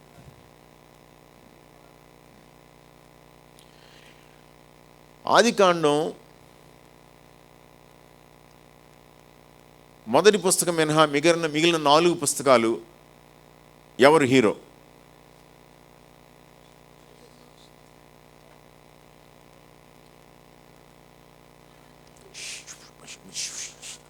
అంటున్నారు చూసారు, ధైర్యంగా ఆన్సర్ చెప్పట్లేదు. నా మీద డౌటా మీకు? ఏది చెప్తే ఏమంటాడని చెప్పి. ఎవరు చెప్పండి? నిర్గమకాండము, లేవీకాండము, సంఖ్యాకాండము, ద్వితీయోపదేశకాండం. హీరో ఎవరు? మోషే. మోషే ఇస్ ద హీరో. ఎలా హీరో? నిర్గమకాండంలో ఉంటుంది, మోషే యెహోవా ఆజ్ఞాపించిన ప్రకారము చేసెను. మొత్తం అలానే చేశాడంట. He was partnering with God. ఒకరోజు దేవుడు ఏమన్నాడంటే, వెళ్ళి కర్రతోటి బండను కొట్టి నీళ్ళు వస్తాయని అన్నాడు. కొట్టలేదా? అక్కడన్నా ఉందా అసలు? బండ మీద కర్ర పెట్టి కొడితే కానీ నీళ్లు రావటం? ఏంటి చెప్తావు నువ్వు అని అడగలేదు. God and Moses were partnering in making history. చరిత్రను తయారు చేయడంలో ఇద్దరు భాగస్వాములు అనమాట. కొట్టు అని అన్నాడు, కొట్టాడు, నీళ్ళు వచ్చేసినాయి. సావండ్రా, మీరు సావండి ఇంకా అని అన్నాడు. అంటే ఖర్చు అనమాట మోషేకి. అంటే మీరు తాగండి రా, లేకపోతే వాళ్ళు ఏమంటారంటే, నీళ్ళు లేవు మేము చచ్చిపోతాం, నీళ్ళు లేవు మేము చచ్చిపోతాం, ఈ దాగి తాగండిరా అని అంటాడు అనమాట. నాలంటి అనమాట. కొద్ది రోజుల తర్వాత మళ్ళీ నీళ్ళు అవసరమైంది. మళ్ళీ నీళ్ళు అవసరం అయితే, మోషే వెళ్ళి ఆ బండతోటి మాట్లాడాను అన్నాడు. మోషేకి అదే గుర్తుంది. దానితోడు ఇప్పుడున్న మూడు కూడా వేరే మూడు. ఏం మూడు అది? కరకరలు ఆడిపోతున్నాడు. అరే మీకు గౌరవం లేదురా, మర్యాద లేదురా, ఎంత తింటున్నారా, ఇంటి మీదకి మాంసం రావడం ఎక్కడైనా ఉందరా మీకు అసలు అని గబగబా వెళ్ళాడు. అన్నయ్య తోడు తీసుకున్నాడు, ఇద్దరు కలిసి వెళ్ళి వెళ్ళడం కర్రీ కొట్టి పడేశాడు. అప్పటికి దేవుడు మంచోడు. నీళ్ళు వచ్చినాయా రాలేదా? వచ్చినాయి, నీళ్ళు వచ్చినాయి. Both were making history. Moses in his own way, but God in his regular way. దేవుడు చాలా క్రమంగా తన పద్ధతిలోనే, కొట్టావు కదా సరే దాని సంగతి తర్వాత చూస్తాను, ముందు నీళ్ళు వస్తాయి, నీళ్లు తీసుకున్నాను అన్నాడు. God was making history. Moses was also making history. మోషే కూడా చరిత్రను సృష్టిస్తున్నాడు. సృష్టిస్తే ఏం చేస్తాడనంటే, నువ్వు మాట్లాడమంటే నాకు అనవసరం, నేనున్న మూడుకి మనకి ఎంతసేపు మోషే సాత్వికుడు అని ఉంటుంది కదా. మీరు నిర్గమకాండంలో మోషే ఫరోల ఎన్కౌంటర్ చదవండి. మోషే అత్యాగ్రహుడై ఫరో సముఖము నుండి వెళ్ళిపోయాను. అది చదివితే నాకు కంగారు పుట్టేసిన, టెన్షన్ వచ్చేసింది. తన ఇంటి అంతటిలో మిక్కిలి సాత్వికుడు, ఆయనకి అత్యాగ్రహం ఏంటి? ఆ మామూలు ఆగ్రహం కూడా కాదు, అత్యాగ్రహం అంట. మీరు ఊహించుకోండి, చంద్రబాబు నాయుడు గారి దగ్గర నుంచి అనేసి బయటికి వెళ్ళిపోవటం, అసలు మనం ఆయన దగ్గర నిలబడమే గొప్ప, మళ్ళీ మనం మన ఎక్స్ప్రెషన్స్ పెట్టడం. ఫరో దగ్గర చేశాడంట. Both were creating history together and in their own way. Partnering. నాకు ఈ స్టోరీస్ చదువుతూ ఉంటే నాకు అదే అర్థం అనిపిస్తూ ఉంటుంది అనమాట. What a wonderful combination. హోషేతో అన్నాడు, అమ్మాయిని పెళ్లి చేసుకోపో అని అన్నాడు. అవ్వా, దాన్ని పెళ్లి చేసుకుంటే నా బతికేంటి ఇంకా అని అంటున్నాడు అనమాట. అంటే పోరా, వెళ్ళి చేసుకోరా పోరా అని అన్నాడు. చేసుకున్నాడు. పారిపోతే వెళ్ళి తెచ్చుకోరా అని అన్నాడు. మళ్ళీ వా, వదిలిపోయిందని కూడా మళ్ళీ ఏమంటావేంటి నువ్వు, తేరా అని అన్నాడు. తెచ్చిన తర్వాత అంటాడు, అరే నువ్వెవరో తెలుసా? ఎవరు? హోషేతోడు చెప్తున్నటువంటి మాటలు. నువ్వెవరో తెలుసా? నేనే. మీ ఆవిడ ఎవరో తెలుసా? మీరే. Making of history. ఇద్దరూ కలిసి మానవ చరిత్రని తిరగరాయడం అన్నమాట. గొప్ప గొప్ప విషయాలు ఏ చరిత్రలోనైనా ఉంటుంది ఇట్లాంటిది. Taking partnership with man kind. మీకు మనసుల్లో కలగాల్సినటువంటి ఆశ, ఆరాటం ఏంటి అని అంటే, am I God's partner in making history? చరిత్ర తయారు చేయటంలో నేను దేవుని భాగస్వామినా కాదా? రెండోది ఏంటి అని అంటే writing history.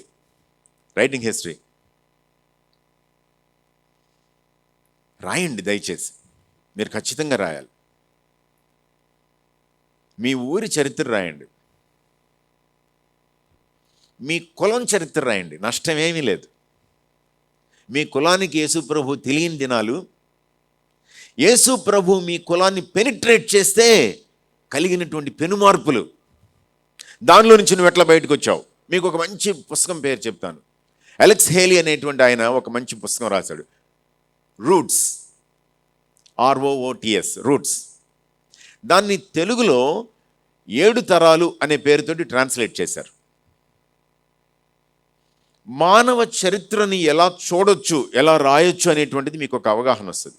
English చదవగలిగితే well and good, లేదంటే కానీ తెలుగులో చదవండి. హైదరాబాద్ బుక్ ట్రస్ట్ వాళ్ళు పబ్లిష్ చేశారు నాకు తెలిసినంత వరకు. వండర్ఫుల్ బుక్ అనమాట, గ్రిప్పింగ్ రీడింగ్.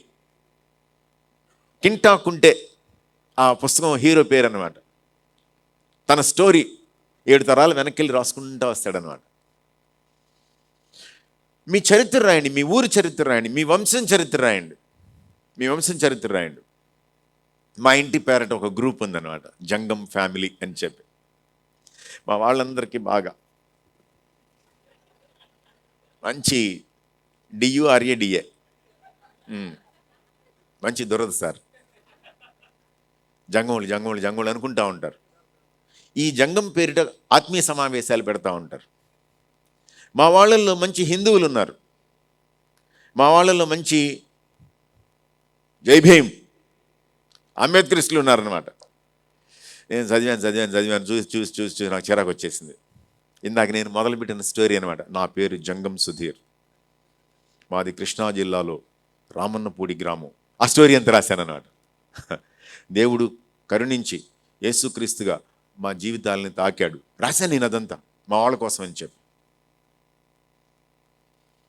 రాయండి మీరు, మీ చరిత్ర ఏంటన్నది మీరు రాయండి. దేవుడు మీ జీవితంలో చేసిన మహోపకారాలు అవి జరగడానికి అవకాశం లేని పరిస్థితుల్లో దేవుడు ఎలా ఇన్వాల్వ్ అయ్యాడు మీ జీవితంలో రాయండి. మీరు రాయాలి దీనంతటినీ కూడా. Writing history is important. అయితే గుర్తుపెట్టుకోండి, చరిత్ర రాసేటప్పుడు మాత్రం నిక్కచ్చిగా రాయండి, నిష్పాక్షికంగా రాయండి. కీపింగ్ గురించి మాట్లాడుతున్నాను అనమాట నేను. మూడోది అంటే ఆ చరిత్రని కాపాడుకోవటం. చరిత్రని కాపాడుకోవడం 3 దశలు.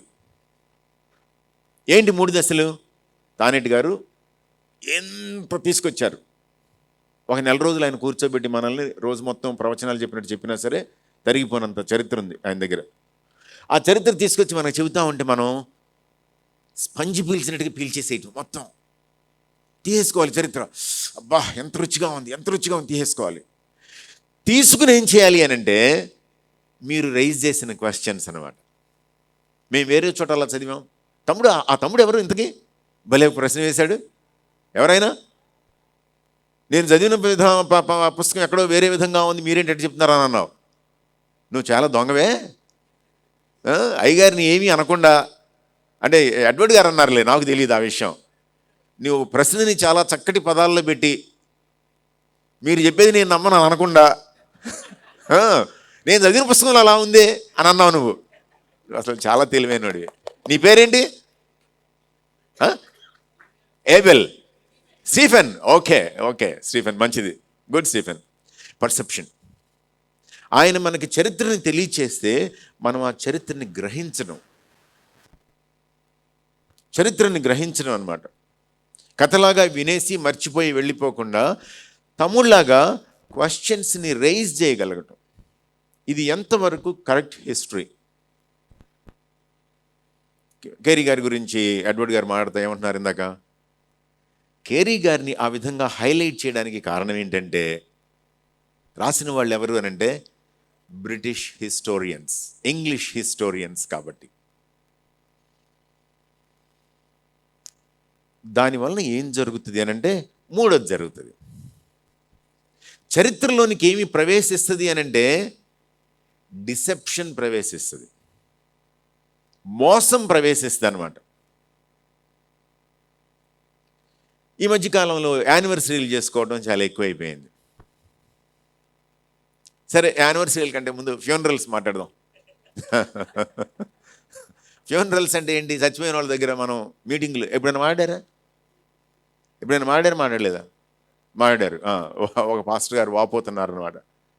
ఆడేనాడు చర్చికి రాలేదయ్య గారు, ఎప్పుడు చూసినా తాగేసి ఉండేవాడు అయ్య గారు, అక్కడ నిలబడి నీతిమంతుని జ్ఞాపకం చేసుకుంటూ ఆశీర్వాదం అని చెప్పాలి అయ్య గారు. ఎంత కష్టమో చూడండి పాస్టర్ గారికి, ఎంత బాధ. పాస్టర్ గారు అక్కడ నిలబడకపోతే సంఘస్థులు కోపం వచ్చేస్తుంది. మా నాన్న దగ్గరికి వచ్చేటప్పటికే నువ్వు రావా అని చెప్పి. డిసెప్షన్ అనమాట ఇది. సరే, ఇప్పుడు వివాహ వార్షికోత్సవాలు జరుగుతూ ఉండే, సిల్వర్ జూబ్లీ, మరిన్ని జూబ్లీలు చేసుకోవాలి మీరు అంటా ఉంటే ఆవిడ కూర్చుని, అంటే ఇంకా ఎన్ని జూబిలీలు భరించాలి వీడిని నేను? చరిత్ర ఎంత కష్టమో తెలుసా జీవితం, చాలా కష్టం జీవితం. నా చరిత్ర అన్నమాట. నేను మంచి ఫ్యామిలీ టీచర్ని. నేను నా భార్య ఇద్దరం టీచ్ చేస్తాం. మొదటి 4 ఏళ్ళు మా స్టోరీ వింటే కనుక వీళ్ళు ఇంకా కలిసే ఉన్నారే అనుకుంటారు అందరూ. అనుకుంటారనమాట. అఫ్కోర్స్ కొన్నిసార్లు నాకే డౌట్ వస్తుంటుంది, మేమేనా ఫ్యామిలీ టీచ్ చేస్తుంది అని చెప్పి. ఎందుకంటే నా నా మొదటి 4 సంవత్సరాలు నా జీవితం అలాంటి, నా మొదటి 4 సంవత్సరాలు ఇప్పటికీ అట్లాంటి వాడినే నేను. కొంచెం రిఫైన్ అయ్యా, దేవుడి వాక్యం నన్ను దర్శించింది, రిఫైన్ అయ్యాను అనమాట. ఏం మాట్లాడుతున్నాను నేను? I'm talking about history, deception అనమాట. నేను రాస్తానమాట.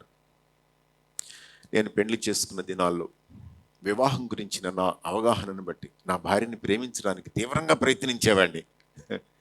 అంతే తప్పించి ఆమెను ఎన్ని శ్రమలు పెట్టేవాడిని రాయను అక్కడ. నా ప్రయత్న ఫలితంగా కొన్ని సంవత్సరాల తర్వాత నా భార్య నన్ను పూర్తిగా అర్థం చేసుకోవటం మొదలుపెట్టింది. ఎంత అర్థం చేసుకోవడం మొదలుపెట్టిందంటే, ఇద్దరివి కలిసి ప్రసంగికులంగా కుటుంబాలను కట్టడం మొదలుపెట్టాం. ఈ 20 ఏళ్లలో ఏం జరిగింది అనేది ఎవరికి తెలియదు. అందరూ అయ్యగారు గొప్పవాళ్ళు అంటారు.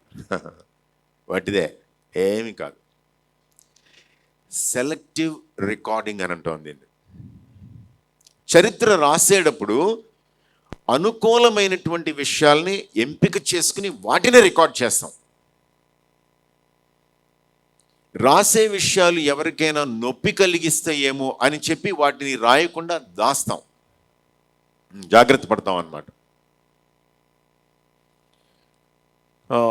కొన్నిసార్లు ఏం చేస్తాము అనంటే, నేను గమనించాను అనమాట, తండ్రి గారితో కూడా చెప్పాను ఈ విషయం. ఇండిజినస్ ఆర్గనైజేషన్స్, ఇంతకుముందు మనం మా కేరీ గారి గురించి మాట్లాడింది, బ్రిటిష్ ఏజెన్సీస్ గురించి మనం మాట్లాడాం. బ్రిటిష్ ఏజెన్సీస్ వద్దు, స్వదేశీ సంస్థలు తమ చరిత్రని రికార్డ్ చేసేటప్పుడు ఒక 2 మాటలు వాడతాను. పోలరైజేషన్ ఒక మాట, ట్రోలింగ్ ఒక మాట. మీకు ట్రోలింగ్ బాగా తెలుసు, పోలరైజేషన్ కూడా మనం గుర్తుపెట్టుకోదగినటువంటి మాట. పోలరైజేషన్ అంటే ఏంటంటే విభజన, మౌలికమైనటువంటి వర్గాల కింద విడిపోవటం. ఒకరోజు పాస్టర్స్ లీడర్స్ కూర్చుని ఒక మంచి ఇష్యూ మీద డిస్కస్ చేయడానికి కూర్చుంటే నన్ను దాన్ని యాంకర్ చేయమన్నారు. నేను డిస్కషన్ లీడ్ చేస్తా ఉంటే అకస్మాత్తుగా ఒక లీడర్ లేచి నిలబడి, మీరు సంఘ కాపురి అంటే ఉద్యోగంలాగా చేస్తారుగా, అందుకే మీ దగ్గరికి ఎవరు రారని అంటున్నాడు. చాలా తేలిగ్గా ఒక స్టేట్మెంట్ అట్లా విసిరాడు అనమాట. పోలరైజేషన్, సంఘ కాపురి, సంఘ సభ్యులు. పోలరైజేషన్, సంఘ పెద్దలు, సంఘస్థులు. Polarization, pastor, elders. Polarization, baptist, Lutherans. ఎన్ని పోలరైజేషన్స్ చూడండి. సో సంఘ చరిత్ర రాసేటప్పుడు సిఎస్ఐ దృక్పథంలో గనక సంఘ చరిత్ర రాసినట్లయితే మిగిలినటువంటి యాంగ్లికన్ విభాగాల్ని నిర్లక్ష్యం చేయటం. స్త్రీ లేచి నిలబడి ప్రసంగించకూడదు అనేది నేను బలంగా నమ్మేటట్లయితే సంఘంలో ఉన్నటువంటి విమెన్ హెడ్స్ని ఎవరిని కూడా నేను రికగ్నైజ్ చేయను. నా ఇష్టం వచ్చినట్టు ఓన్లీ మెన్ లీడర్స్ని మాత్రమే మెన్షన్ చేస్తాను. ఏదైనా ఒక ఆర్గనైజేషన్ లోకల్ రూట్స్ గురించి, లోకల్ ఎక్స్పాన్షన్ గురించి రాస్తున్నాం అనుకోండి, రాసేటప్పుడు ఏం చేస్తాం అని అంటే ఎవరైనా ఒకరంటే మనకి ఇష్టం ఉండదు, గిట్టదనమాట. సో మనం ఆ హిస్టరీని రికార్డ్ చేసేటప్పుడు ఆ మనిషి ప్రస్తావన లేకుండా రాయడం అనమాట. 10 కమాండ్మెంట్స్ సినిమా చూసారా? 10 కమాండ్మెంట్స్లో స్టోరీలో మోషే ఆ ఐగుప్తీయుడిని చంపాడనే విషయం బయటపడిన తర్వాత దేశాన్ని విడిచి పారిపోతే సోసోస్ట్రిస్సా ఏంటంటే ఆయన పేరు, రామ్సేస్ తర్వాత వచ్చినాడు. రామ్సేసు యోసేపు యుగం నాటి వాడు అనమాట. అంతకుముందు మోషే పారిపోయిన కాలం నాటి ఫారో అనమాట. ఫారో చెప్తా ఉంటాడు అనమాట తన నాటి అసిస్టెంట్స్. మోసే కాదు, ఏమంటాడంటే చెప్తా ఉంటాడు అనమాట, let there be no mention of the name of Moses in the whole history of Egypt అంటుంటాడు. నాయన, ఐగుప్తు చరిత్ర మొత్తం మీద మోషే అనే పేరు కనపడడానికి వీలేదని అంటాడు. తీసి పడేస్తాడు ఈజీగా. అలా మోషే మాట కనపడదు అనమాట ఎక్కడ, ఇంకే ఎత్తడానికి వీల్లేదు. భారతదేశ చరిత్రని అలా తిరగ రాసేటువంటి ప్రయత్నం ఒక 50 ఏళ్ళుగా జరుగుతుంది. మీకు ఆ విషయం తెలుసో తెలియదు? తెలుసా? మీరు గమనించుకోవాలి ఈ విషయాన్ని. భారతదేశ చరిత్రని తిరగరాసేటువంటి ప్రయత్నం అన్నమాట. అంటే ముస్లిమ్స్ గురించి ప్రస్తావన ఉండడానికి వీల్లేదు, క్రిస్టియన్స్ గురించి, మిషన్స్ గురించి, మిషనరీస్ గురించి, వాళ్ళ కాంట్రిబ్యూషన్ గురించి ప్రస్తావన ఉండడానికి వీల్లేదు. మీరు చరిత్ర రాసేటప్పుడు దేవుని దగ్గర ఒక ఒప్పందం చేసుకొని మీరు రాస్తారు, ఖచ్చితంగా రాస్తారు. నాకు తెలుసు దేవుడు మిమ్మల్ని వెంటాడతాడు రాయమని చెప్పి మిమ్మల్ని ఉత్తినే తీసుకొని కూర్చోబెట్టలేదు. ఇక్కడ ఇంటి దగ్గర తల్లి మరణావస్థలో ఉంటే తానెటి గారు మన దగ్గరికి వచ్చి ఫుల్ డే గడుపుతున్నారు అని అంటే దేవుడు దీన్ని చాలా స్పెషల్ డేగా ట్రీట్ చేస్తున్నాడు మీ లైఫ్స్లో. మీరు రాస్తారు, రాసేటప్పుడు మీరు నిష్పాక్షికంగా రాయాలి. ఎక్కడ వాస్తవాల్ని మరుగున పడేలా చేయడం, లేని వాటిని పుట్టించడానికి ప్రయత్నం చేయడం, అలాంటివి చేయకుండా రాయాలి మీరు. ఆ ఫోటోలో ఉన్న ఆయన పేరు జాషువా కల్పాటి.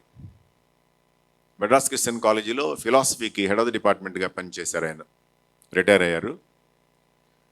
వాళ్ళ నాన్న ఒక లూథరన్ స్కూల్కి, హై స్కూల్కి హెచ్ఎంగా పనిచేసి రిటైర్ అయ్యారు. ఆయన మెడ్రాస్ క్రిస్టియన్ కాలేజీలో పనిచేశారు కాబట్టి ఆయనకి కలిగినటువంటి అవేర్నెస్ తోటి ఆయన మొత్తం చరిత్ర పుస్తకాలు రాయడం మొదలుపెట్టారు. ఆయన పిహెచ్డీ చేసింది దేని మీద అంటే రాధాకృష్ణన్ గారికి క్రిస్టియానిటీకి ఉన్న సంబంధం మీద పిహెచ్డీ చేశారు. రాధాకృష్ణన్ అంత పండితుడు ఎందుకు అయ్యాడు అన్నది ఆయన దానిలో ఆర్గ్యూ చేస్తాడనమాట. అసలు ఆయన ఆర్గ్యుమెంట్ చెప్తుంటే నాకు చాలా సర్ప్రైజింగ్ అనిపించింది. రాధాకృష్ణన్ గారి కంటే తెలివైన వాళ్ళు ఉన్నారా లేరా ఆ కాలం అంటే ఉన్నారు, కానీ రాధాకృష్ణనే ఎందుకు అంత పండితుడయ్యాడు అని అంటే ఆయనతోటి డిబేట్ చేసేటువంటి ప్రొఫెసర్స్ ఆయన ఎలా కావాలంటే అలా మాట్లాడనిచ్చారంట.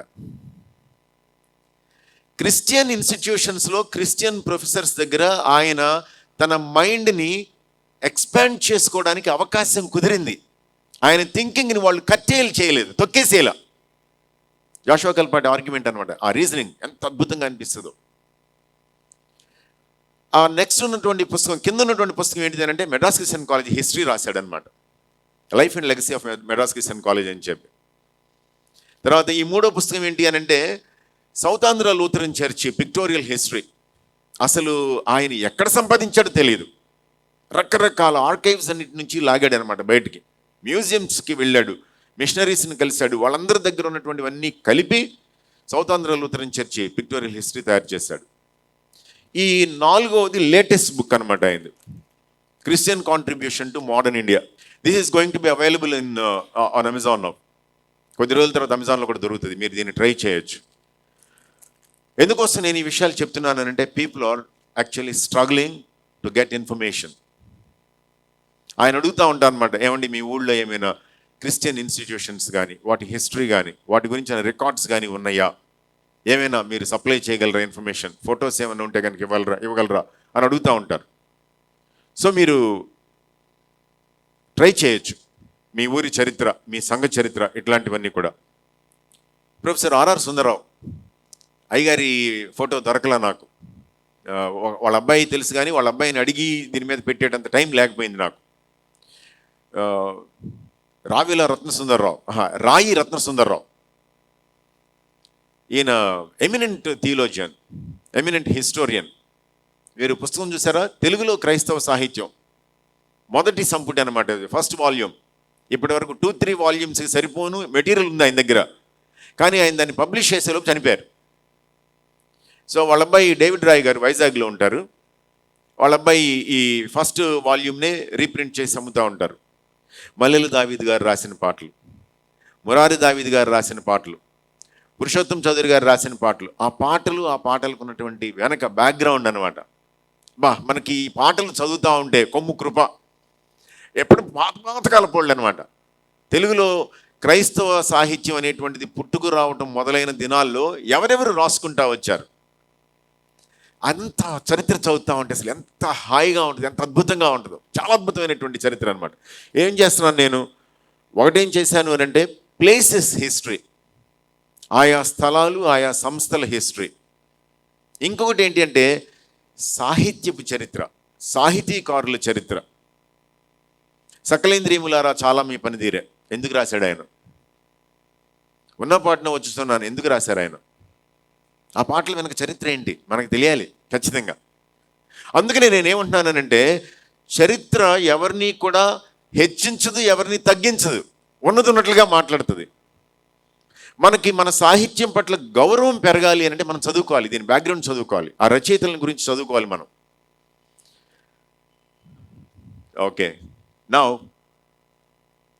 దేవుడు ఏమంటున్నాడు అనంటే వస్తావా అంటున్నాడు అనమాట. దేవుడు ఏమంటున్నాడంటే రాస్తావా అంటున్నాడు. ఎవరికి ఫోన్ చేస్తున్నాడు దేవుడు? అమ్మయ్య, ఇప్పుడైనా నా మాటలు వింటా ఉన్నారా? ఇదే ఫస్ట్ టైమా? వెరీ గుడ్, మంచిది. నా హృదయానికి మీరు చాలా దగ్గరయ్యారు. ఎవరిని అడుగుతున్నాడు దేవుడు?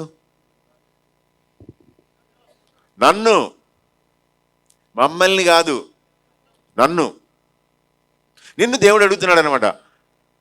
Come let us make history అని అంటున్నాడు దేవుడు. Come let us right history అని అంటున్నాడు దేవుడు. Come let us keep history అని అంటున్నాడు దేవుడు. అది చేయడానికి నీకేమైనా ఇష్టం ఉందా లేదా ఆలోచించుకోవాలి.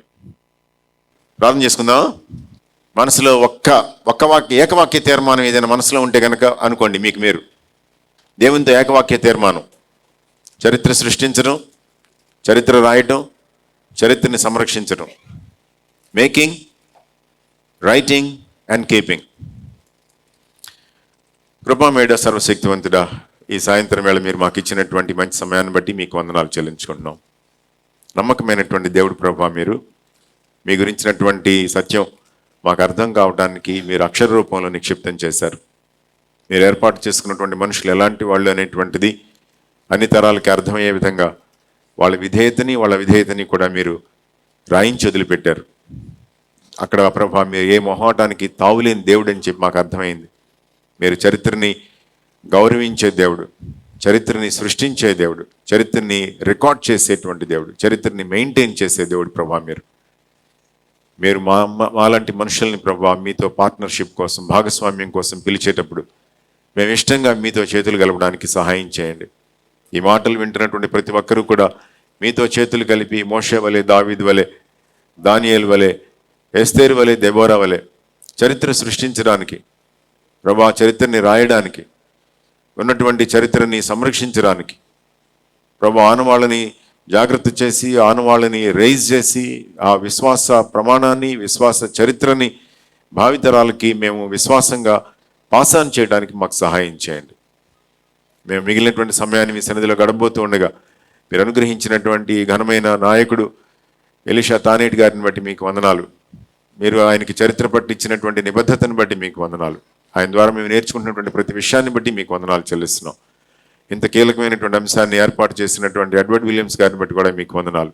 మేమందరం మీ ప్రభువా ఈరోజు మా పట్ల ఏ ఉద్దేశంతో మీరు దీన్ని ఏర్పాటు చేశారో దానిలోనికి ఎదిగేలా కృప చూపించమని, మా సంఘ చరిత్ర మీదని చెప్పి మీ ఇష్టం చొప్పున మేము దాన్ని జాగ్రత్త చేసుకునేలా సహాయించమని యేసు నామములో ప్రార్థిస్తూ ఉన్నాం తండ్రి. ఆమేన్.